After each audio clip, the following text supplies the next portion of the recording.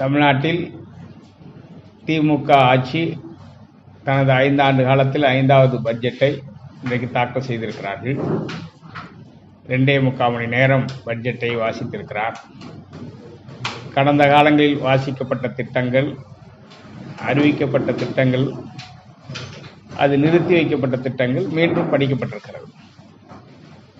கழிவுநீர் காவிரி, வைகை, தாமிரபரணி நதிகளில் கலப்பதை தடுப்பதற்கு திருச்சி, மதுரை, திருநெல்வேலி நகரங்களில் கழிவுநீர் தடுப்பு நடவடிக்கைகள், தூய்மைப்படுத்தும் நடவடிக்கைகளுக்காக 400 கோடி ரூபாய் ஒதுக்கீடு செய்யப்பட்டிருப்பதை வரவேற்கிறோம். இது தேவைக்கேற்ப ஒதுக்கீடு செய்து நதிகளை தூய்மைப்படுத்த வேண்டும் என்று வலியுறுத்துகிறோம். 8600 கோடி ரூபாய் நீர்ப்பாசன திட்டங்களை மேம்படுத்துவதற்கும் கதவணைகளை பழுது பார்ப்பதற்கும் அறிவிப்பு செய்திருக்கிறார். எந்த திட்டங்கள், எந்த நதிக்கு என்ன தொகை என்பது குறித்தெல்லாம் வெளிப்படையாக அறிவிக்க முன்வரவில்லை. நாளைய தினம் வேளாண் பட்ஜெட் அது தாக்கல் செய்ய இருக்கிறார்கள். பட்ஜெட்டுக்கு வருவாய் இல்லாத ஒரு பட்ஜெட்டை 5வது ஆண்டாக வேளாண்மை துறையின் சார்பில் தாக்கல் செய்திருக்கிறார். இது ஒரு வினோதமான பட்ஜெட். 5 ஆண்டுகளாக ஒரு ரூபாய் கூட வருவாய் இல்லாத ஒரு பட்ஜெட்டாக வேளாண் துறை சார்பில் தாக்கல் செய்யப்படுகிறது. உழவருக்கென இந்தியாவிலேயே ஒரு தனி பட்ஜெட்டை தமிழ்நாடு தாக்கல் செய்யப்படுகிறது என்பது பாராட்டுக்குரியது, வரவேற்கத்தக்கது. ஆனால் அதே நேரத்தில் 5 ஆண்டுகளாக வரவே இல்லாமல் பட்ஜெட்டை படிப்பதும், படிக்கின்ற திட்டங்களை வரிசைப்படுத்தி படிப்பதும், அதற்கான நிதி ஒதுக்கீடுகளை யானை பசிக்கு சோலைப்பொறி போல பேரளவில் நிதிகளை ஒதுக்கீடு செய்வதும் தொடர்கிறது. ஒரு பக்கம் விவசாயிகளுக்கு தனி பட்ஜெட், ஒரு பக்கம் விவசாயிகளுடைய விளைநிலங்கள் விவசாயிகளுக்கு சொந்தமில்லை என்று தமிழ்நாடு அரசு நில ஒருங்கிணைப்பு சட்டம் 2023 தெளிவாக குறிப்பிடுகிறது. நாங்கள் அடுத்த வாரம் அதற்கு நில ஒருங்கிணைப்பு சட்டம் விவசாயிகளுடைய முகவரியை அழித்து விட்டது. விவசாயிகள் விளைநிலங்கள் விவசாயிகள் சொந்தமில்லை. அதை ஒட்டி இருக்கிற பாசன ஏரிகள், கண்வாய்கள், ஆறுகள், குளம், குட்டைகள் உள்ளிட்டவை விவசாயிகளுக்கு சொந்தமில்லை என்று இந்தியாவிலேயே எந்த மாநிலத்திலும் கொண்டு வராத, உலகத்திலேயே எந்த நாடும் கொண்டு வராத ஒரு சட்டத்தை தமிழ்நாட்டில் திமுக அரசு கார்ப்பரேட்டுகளுக்காகவே நிறைவேற்றிருக்கிறது. தமிழ்நாடு நுகர்பொருள் வாணிபக் கழகம் கொள்முதல் செய்வதை தனியாருக்கு தாரை வார்த்திருக்கிறது. ஒட்டுமொத்தமாக விவசாய நலனுக்கு எதிரான திட்டங்களையும் செயல்பாடுகளையும் திமுக அரசு செயல்படுத்துவதோடு விவசாயிகளை திருப்திப்படுத்துவதற்காக பட்ஜெட் என்கிற பெயரில் ஏமாற்றி வருகிறது. இது எந்த வகையிலும் விவசாயிகளை பாதுகாக்க உதவாது. எனவே தமிழ்நாடு அரசு தமிழ்நாடு நில ஒருங்கிணைப்பு சட்டம் 2023 நாளை பட்ஜெட்டில் அவர்கள் திரும்ப பெற வேண்டும். இல்லை என்றால் அதற்கு எதிரான வழக்கு அடுத்த வாரம் நாங்கள் உயர்நீதிமன்றத்தில் தாக்கல் செய்ய இருக்கிறோம். அதுபோல மத்திய அரசாங்கம் தொடர்ந்து விவசாயிகளை வஞ்சித்து வருகிறது. குறைந்தபட்ச ஆதார விலை சட்ட நிர்ணய சட்டம் கேட்டு ஓராண்டுகளுக்கு மேலாக 2வது கட்ட போராட்டத்தை சம்யுக்த கிசான் மோர்ச்சா அரசியல் சார்பற்ற அமைப்பு பஞ்சாப் மாநிலம் ஹரியானா எல்லையாக இருக்கிற கனூரி பார்டரில் நடத்தி கொண்டிருக்கிறார். கிட்டத்தட்ட 110 நாட்களை கடந்து தேசிய ஒருங்கிணைப்பாளர் ஜக்ஜீத் சிங் டல்லேவால் அவர்கள் சாகும் வரை உண்ணாவிரத போராட்டத்தை நடத்தி கொண்டிருக்கிறார். கடந்த பிப்ரவரி 14ஆம் தேதி உச்சநீதிமன்ற உத்தரவின் அடிப்படையில் மத்திய அரசினுடைய அமைச்சர்கள் முதல் கட்ட பேச்சுவார்த்தையையும், பிப்ரவரி 22ஆம் தேதி 22வது கட்ட பேச்சுவார்த்தையும் சண்டிகரில் நடத்தி முடித்திருக்கிறார்.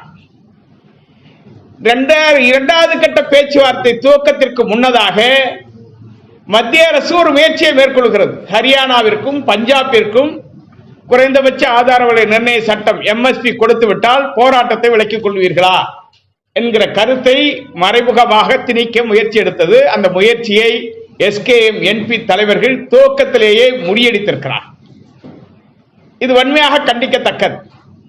பல மாநிலங்கள் பிரதமரை வலியுறுத்தி உடனடியாக குறைந்தபட்ச ஆதார விலை நிர்ணய சட்டம் கொண்டு வர வேண்டும் என்கிற தீர்மானங்களை சட்டமன்றங்களில் நிறைவேற்றிருக்கிறார். ஒரு நெருக்கடியான சூழ்நிலையில் 3வது கட்ட பேச்சுவார்த்தை வருகிற 19ஆம் தேதி சண்டிகரில் நடைபெறுகிறது. அந்த பேச்சுவார்த்தையிலாவது குறைந்தபட்ச ஆதார விலை நிர்ணய சட்டத்தை மத்திய அரசு கொண்டு வர வேண்டும் என்கிற தீர்மானத்தை தமிழ்நாடு முதலமைச்சர் தமிழ்நாடு சட்டமன்றத்தில் நிறைவேற்றி மத்திய அரசுக்கு அனுப்பி வைக்க வேண்டும் என்று நாங்கள் வலியுறுத்துகிறோம். இதனை வலியுறுத்தி வருகிற 16ஆம் தேதி நாளைய மறுநாள் தமிழகம் தழுவிய மகாசபை கூட்டத்தை தென்காசி மாவட்டம் செங்கோட்டையில் நடத்த இருக்கிறோம். இந்த கூட்டத்தில் தேசிய ஒருங்கிணைப்பாளர் காக்கா சிங் கோத்ரா, சுக்ஜித் சிங் ஹோடா ஜாண்டே, அபிமன்யு குஹார், லக்விந்தர் சிங் ஆலக், நமது மரியாதைக்குரிய தலைவர் ஐயாக்கண்ணு உள்ளிட்ட இணை ஒருங்கிணைப்பாளர் 1000க்கும் மேற்பட்ட விவசாயிகள் அந்த மகாசபை கூட்டத்தில் பங்கேற்க இருக்கிறார். இது தேசம் தழுவிய அளவில் அனைத்து மாநிலங்களிலும் ஓரிடத்தில் இந்த மகாசபை கூட்டங்கள் மாநிலங்கள் தோறும் நடந்து வருகிறது. அதில் ஒரு பகுதியாக தமிழ்நாட்டில் தென்காசி செங்கோட்டையில் நடைபெற இருக்கிறது. இந்த கூட்டத்தில் ஒட்டுமொத்த கருத்தாக இந்த தீர்மானம் நிறைவேற்றி மத்திய அரசுக்கு அனுப்ப இருக்கிறோம். இந்த தீர்மானங்களோடு தமிழ்நாடு அரசு தீர்மானமும் வலியுறுத்தினால் நிச்சயமாக MSP கிடைக்கக்கூடிய நம்பிக்கை இருக்கிறது. அதற்கான போராட்டம் இறுதி கட்டத்தை எட்டியிருக்கிறது. எனவே தமிழ்நாடு அரசு அதற்கான நடவடிக்கை மேற்கொள்ள வேண்டும் என்று வலியுறுத்துகிறோம். தமிழக வேளாண் துறை பட்ஜெட் பெயரளவில் இல்லாமல் விவசாயிகளை பாதுகாக்கிற வகையில் 3500 ரூபாய் நெல் குவிண்டால் ஒன்றுக்கு விலையை அறிவிக்க வேண்டும். பாரதிய ஜனதா கட்சி ஆளுகிற சத்தீஸ்கர் மாநிலத்தில் நெல் குவிண்டால் ஒன்றுக்கு 3100 ரூபாயை விலையாக நிர்ணயம் செய்து அறிவித்திருக்கிறார்கள், கொள்முதல் செய்கிறார்கள். ஆனால் தமிழ்நாட்டில் கொள்முதலையே தனியாருக்கு தாரை வார்க்கிற திமுக அரசு விலையை கூட நிர்ணயிக்க முன்வரவில்லை. நாங்கள் ஆட்சிக்கு வந்தால் 2500 ரூபாய் தருவேன் என்று சொல்லி 2021 ஆட்சிக்கு வந்து இன்றைக்கு 5 ஆண்டுகள் ஆகிவிட்டது, ஏமாற்றிவிட்டது. எனவே இன்றைக்கு 3500 ரூபாய் விலை கேட்டு போராடி கொண்டிருக்கிறோம். கரும்புக்கு 5000 ரூபாய் விலை கேட்டு போராடி கொண்டிருக்கிறோம். எனவே கரும்புக்கு டன் ஒன்றுக்கு 5000 ரூபாய் வழங்க வேண்டும் என வலியுறுத்துகிறோம். எனவே தமிழ்நாடு முதலமைச்சர் பட்ஜெட் என்கிற பெயரால் விவசாயிகளை அழிக்கிற சட்டங்களை திரும்ப பெறுவதோடு விவசாயிகளுக்கு உரிய விலை நிர்ணயம் செய்து கொடுக்க வேண்டும் என்று நாங்கள் வலியுறுத்துகிறோம்.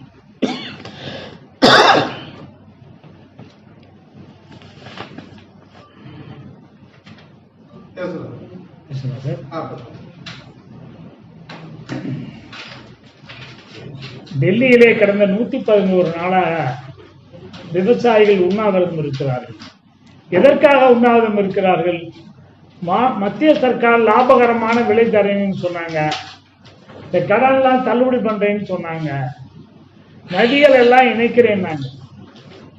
ஒரு பக்கம் 30 லட்சம் ஏக்கர் சாடி பண்ண நம்ம இன்னைக்கு 10 லட்சம் ஏக்கர் ஒரு போகம் சாடி பண்ற அளவுக்கு வந்துட்டோம். வெறும் 6 லட்சம் ஏக்கர் சாடி பண்ண கர்நாடகா இன்றைக்கு 28 லட்சம் ஏக்கர் சாடி பண்ற சூழ்நிலைக்கு வந்துருச்சு. கோதாவரியை காவிரியுடன் இணைக்கிறேன்னு சொன்னாங்க, அதையும் காணாம். மத்திய சர்க்கார் ஒன்றும் செய்யல. சரி, மத்திய சர்க்கார் செய்யல, மாநில சர்க்கார் ஏதாவது செய்யணும்னா மாநில சர்க்கார் எதையும் எதிர்பார்க்க முடியல நம்மளால. லாபகரமான கரும்புக்கு குறைந்தபட்ச ஆதார விலையாக ஒரு 4000 ரூபாய் கொடுக்கறதுக்கு ஏற்பாடு பண்றேன்னாங்க. இன்னைக்கு நியாயமா பார்த்தா அரசு ஊழியருக்கு 100 ரூபாய் சம்பளம் ஏற்றினா விவசாயிக்கு ஒரு 10 ரூபா கொடுத்தா கூட போதும். ஆனா 2 ரூபா தர்றாங்க, 100க்கு 2 ரூபா கூட தர மாட்டேங்கிறாங்க.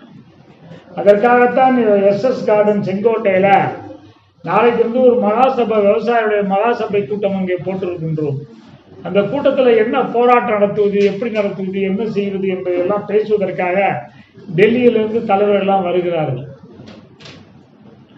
நாளைக்கு விவசாய பட்ஜெட்ல நாங்கள் ரொம்ப எதிர்பார்ப்பது லாபகரமான விலையை பத்தி சொல்லுவாங்க, எல்லாமே விவசாயிக்கு சாதகமான சொல்லுவாங்க, எதிர்பார்த்துட்டு இருக்கோம். பொங்கல் புயல்ல அழிஞ்ச பயிர்களுக்கு இன்னும் நஷ்டம் கிடைக்கல. இன்னும் விவசாயி போராட்டம் நடத்தணும், கடலூர்ல நடத்துங்கிறாங்க, திருவண்ணாமலை நடத்தணுங்கிறாங்க, இந்த விழுப்புரத்தில் நடத்தணுங்கிறாங்க, செங்கல்பட்டில் நடத்தணுங்கிறாங்க, நடத்துன்னு சொல்லிட்டே இருக்காங்க. லாபகரமான விலையை கொடுக்கறதுக்கு ஒரு போராட்டம், பாதிக்கப்பட்ட விவசாயிகளுக்கு தனியார்கிட்ட இன்சூரன்ஸ் இருக்க வழி கிடைக்கவே கிடைக்காது. எங்களுக்கு அரசாங்கமே அந்த இன்சூரன்ஸ் எடுத்து நடத்தி விவசாயிக்கு வழங்க வேண்டும் என்பதுதான் எங்களுடைய கோரிக்கை. இந்த கோரிக்கையின் அடிப்படையில் தான் நாளைக்கு SS கார்டன் செங்கோட்டையில இந்த விவசாயிகள் மகாசபை கூட்டம் நடத்த இருக்கின்றோம். இந்த கூட்டத்துக்கு பின்பு டெல்லியில் சென்று போராடுவது, எங்கே போராடு, எப்படி போராடுவது என்று இருக்கின்றோம். அது இல்லாம நாங்களும் வழக்கு தொடர்ந்திருக்கிறோம். இப்ப உச்ச நீதிமன்றத்தில் வழக்கு தொடர்ந்திருக்கோம். நாங்கள் வாழ்வது ஒரு சுதந்திர இந்தியாவில் நாங்கள் இன்னும் பிரிட்டிஷார் ஆட்சியில் இல்லை. ஆனால் இப்போ விவசாயிகள் மட்டும் பிரிட்டிஷ் ஆட்சியில் இருக்க மாதிரி இருக்கு ஒரு சூழ்நிலை. இன்றைக்கு போய் இன்னும் எங்களுக்கு உரிமை கிடைக்கவில்லை. டெல்லிக்கு செல்வதற்கே பர்மிஷன் கொடுக்க மாட்டேங்கிறாங்க. It is a democracy country or dictatorship country மாதிரி இருக்குது இந்தியா. அதனால இப்போ எங்களை ஒன்றும் செய்யலைன்னு சொன்னா போய் பிரிட்டிஷ் அரசர்கிட்டையாவது போய் எங்களை காப்பாற்றுங்கன்னு சொல்லி கேட்கிற ஒரு சூழ்நிலையை இந்திய அரசு உருவாக்காது, மோடி ஐயா உருவாக்க மாட்டார் என்று நாங்கள் நம்புகிறோம். ஏன்னா நாங்கள் சுதந்திர இந்தியாவை விவசாயிகளுக்கு தேர்தல் வந்தால் நாங்கள் இந்த நாட்டுடைய முதுகு எலும்பு என்று எல்லோரும் கூறுகிறார்கள். தேர்தல் முடிஞ்சுட்டா நாங்கள் அடிமை மாதிரி இருக்கிறோம். சுதந்திர இந்தியாவில் இருக்கிற மாதிரியே தெரியல. பிரிட்டிஷ் ஆட்டை மறுபடியும் எங்களுக்கு விடுதலை கொடுங்கன்னு கேட்கறதுக்கு லண்டன் போலான்னு இருக்கோம் நாங்கள் அடுத்து. அதனால நாளைக்கு வர்ற அந்த விவசாய பட்ஜெட்ல இன்னைக்கு தான் 3,75,000 கோடி இன்னைக்கு பட்ஜெட் சொல்லியிருக்காங்க தொகை. அதுல ஜனத்தொகையில பாதி இருக்க விவசாயிக்கு ஒரு 50,000 கோடியாவது விவசாயிக்கு இந்த சாக்கடை எல்லாம் போய் கலக்குது ஆறுல. அந்த சாக்கடை தண்ணியை தான் எல்லாம் குடிக்கிறாங்க. இந்த சாக்கடை கலக்காம இருப்பதற்கு நடவடிக்கை, இந்த ஆறுகளில் தடுப்பணை, கதவணை, அங்கங்கே ஏரி குளங்கள்லாம் தூர்வாரி வாய்க்கால்லாம் வெட்டுவாங்கன்னு பார்க்குறோம். விவசாயம் அழிக்கின்ற இந்த காட்டு பண்ணியை விவசாயியே பிடிச்சிக்கிறதுக்கு ஒரு பர்மிஷன் கொடுப்பான்னு எதிர்பார்க்கிறோம்.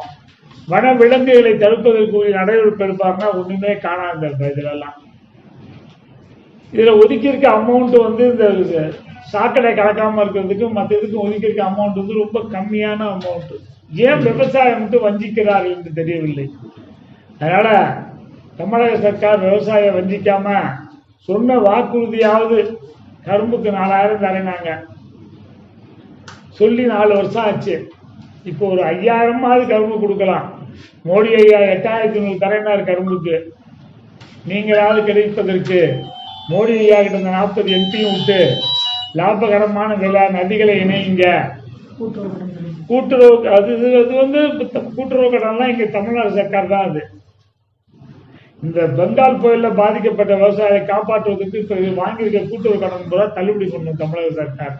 நாளைய பட்ஜெட்லயே அதையும் எதிர்பார்க்கிறோம் நாங்க. இதுவரையிலும் எந்த ஒரு திட்டத்தையும் குறிப்பிட்டு சொல்லும்படியாக தமிழக அரசு பட்ஜெட்ல சொல்லி நிறைவேற்றல.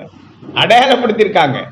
ஒவ்வொரு மாவட்டங்களையும் சிறப்பு பயிர்வாரி முறைகளை அறிவிச்சு அதோட சிறப்பு மண்டலமா அறிவிச்சிருக்காங்க. பெயரளவிலான நிதிகள் தான் ஒதுக்கீடு பண்ணியிருக்காங்க.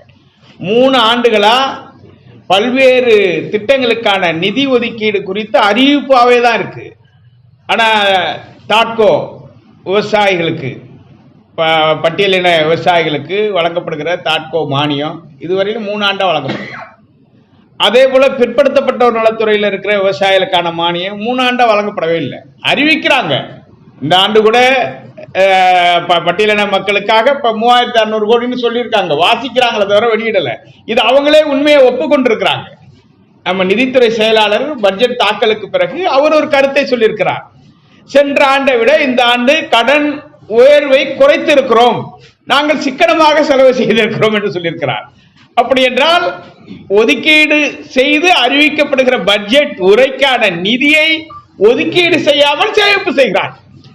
இதை சேமிப்பு செய்வதன் மூலமாகத்தான் இந்த கடன் பெரும் அளவை குறைத்திருக்கிறோம் என்று சொல்லியிருக்கிறார். இது நிறைய இருக்கு. நீங்க கலைஞர் வீடு கட்டு திட்டம் 1,00,000 வீடுங்கிறாங்க, கட்டியிருக்காங்களா? அவங்க அறிவிச்சிருக்கிற அந்த வழிகாட்டு நெறிமுறைகள்ல ஒரு கிராமத்துல 2 பேருக்கு கூட வீடு கொடுக்க முடியாத நிலை இருக்கு. அவ்வளவு கட்டுப்பாடுகள் விதிச்சிருக்கிறாங்க. ஏற்கனவே பிரதமர் வீடு கட்டுற திட்டம் செயல்பாட்டில் இருந்து அந்த திட்டத்தை இவங்க நிறுத்திட்டு தான் கலைஞர் வீடு கட்டுற திட்டம் கொண்டு வந்தாங்க. அப்ப இடையில 2 மாசத்துக்கு முன்னாடி பிரதமர் வீடு கட்டுற திட்டத்துக்கான நிதியை கூட நிறுத்திட்டாங்க. அதை உடனே வழங்கணும்னு கேட்டாங்க. அப்படி முன்னுக்கு பின் முரணா இருக்கு. மத்திய மாநில அரசுகளுக்குள்ள கொள்கை ரீதியான பிரச்சனைகள் வேறு, நிர்வாக ரீதியான பிரச்சனை என்பது வேறு, அரசு என்பது வேறு. ஆனால் தமிழ்நாட்டிற்கும் மத்திய அரசுக்குமான பிரச்சனை என்பது ஒரு பகுத்து பார்த்து அரசியலை வேறுபாடாகவும் நிர்வாகத்தை வேறு மாதிரியாகவும் நடத்துவதற்கான நிலையே இல்லை. நீங்க வேளாண் துறை எங்கேருந்து உங்களுக்கு வருவாய் வரப்போகுது? எந்த வருவாயின் அடிப்படையில் பட்ஜெட் தாக்கல் பண்றாங்க? 5வது ஆண்டா இதுவரையிலும் வேளாண் துறை அமைச்சர் பதவியேற்றது முதல் வேளாண் துறை அமைச்சர் மத்திய அமைச்சரை சந்திச்சு பேசியிருக்கிறாரா? நிதி கொடுக்கறாங்க, கொடுக்கல. ஆனா ஒரு பட்ஜெட்டையே தாக்கல் செய்யற போது மத்திய நிதியமைச்சரை சந்தித்து பேச வேண்டும், மத்திய வேளாண் துறை அமைச்சரை சந்தித்து பேச வேண்டும். தமிழ்நாட்டிற்கு மத்திய அரசு பட்ஜெட் உரையில் ஒதுக்கப்படுகிற நிதிகளை கேட்டு பெறுவதற்கான எந்த முயற்சியும் தமிழ்நாடு வேளாண் துறை சார்பில் இதுவரை மேற்கொள்ளவில்லை. இதை நான் மட்டும் சொல்லல, இதை பாராளுமன்றத்திலே வேளாண் துறை அமைச்சரும் சொல்லியிருக்கிறார். மற்ற அமைச்சர்கள் பேசிக்கிட்டு தான் இருக்காங்க. உங்க திருச்சியை சார்ந்த நகர்ப்புற வளர்ச்சித்துறை அமைச்சரும் போய் பேசிட்டு தான் வர்றாரு, நிதித்துறை அமைச்சரும் கலந்துக்கிட்டு தான் வர்றாரு, நெடுஞ்சாலைத்துறை அமைச்சரும் சந்திச்சு பேசிட்டு தான் வர்றாங்க, நீர்ப்பாசனத்துறை அமைச்சரும் சந்திச்சு பேசிட்டு தான் வர்றாங்க. ஆனா வேளாண்மைக்கென்று ஒரு தனி பட்ஜெட்டை தாக்கல் செய்யக்கூடிய வேளாண் துறை அமைச்சர் 5 ஆண்டுகளாக அந்த ஆட்சி பட்ஜெட் தாக்கல் செய்கிறது, ஒரு முறை கூட மத்திய அரசோடு பேச்சுவார்த்தை நடத்தவில்லை. எனவே இதையெல்லாம் இல்லாமல் எப்படி பட்ஜெட் தாக்கல் செய்வது? எந்த திட்டத்தை உங்களால நிறைவேற்ற போறாங்க? மக்கள்கிட்ட நகரப்புறத்துல வீட்டு வரியை உயர்த்திருக்கிறாங்க, தொழில் வரியை உயர்த்திருக்கிறாங்க, முத்திரைத்தாள் கட்டணத்தை பல மடங்கு உயர்த்திட்டாங்க, மின்சார கட்டணத்தை உயர்த்திட்டாங்க, டீசலுடைய விலையை குறைக்கிறேன்னு சொல்றாங்க, 4 ரூபாய் லிட்டருக்கு, இன்ன வரைக்கும் குறைக்கல.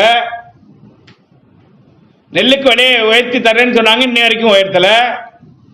மோடிக்கு அண்ணனாவும் இவங்க இருக்காங்க, அவரும் அதான் சொல்றாரு, நான் பொறுப்பேற்ற போது 1200 ரூபாய் வித்த நெல் விலை இன்னைக்கு குவிண்டால் 2400 ரூபாய்க்கு நாங்க உயர்த்திருக்கோங்கிறாரு.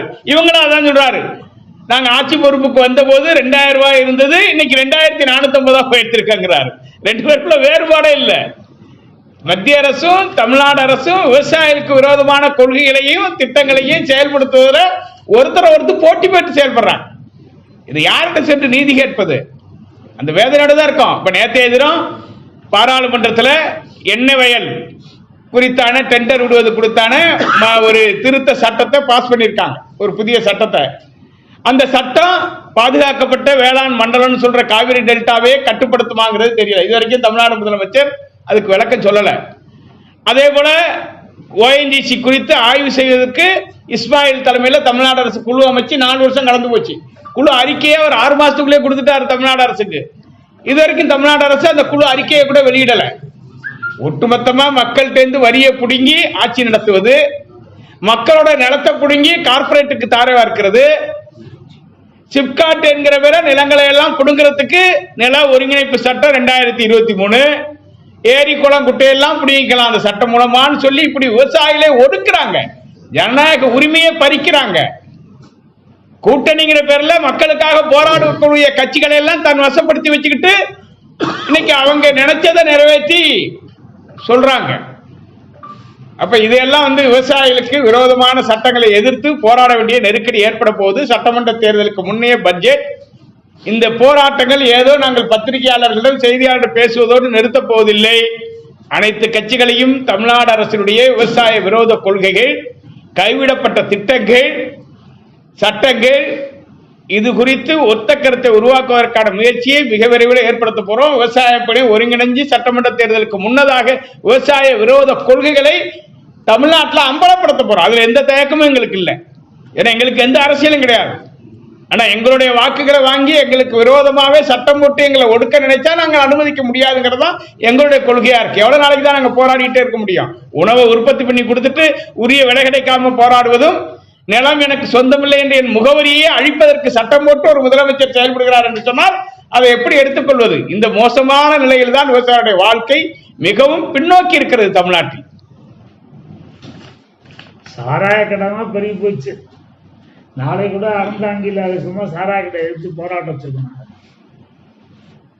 காரணம் என்னன்னா சாராய கடையால ரொம்ப அழிவு ஏற்பட்டுருச்சு. திருடு நடக்குது, கொள்ளை நடக்குது, கொலை நடக்குது, கற்பழிப்பு நடக்குது, பெண்களுக்கு எதிரான வன்மை எல்லாம் நடந்திருக்கு. அதாவது சாராய கடையை குறைக்கிறதுக்கு ஏற்பாடு பண்றேன். நாங்கள் அதை வழியும் பண்ணவே இல்லை. அது பெரிய கஷ்டம். விவசாயிகளுடைய பிள்ளைகளும் வீணாக போயிட்டு இருக்காங்க. அதை செய்ய வேண்டிய தமிழக அரசு செய்யாம இன்றைக்கு நிறைய வருவாய் சாராயத்தை தான் கிடைக்குது அரசு.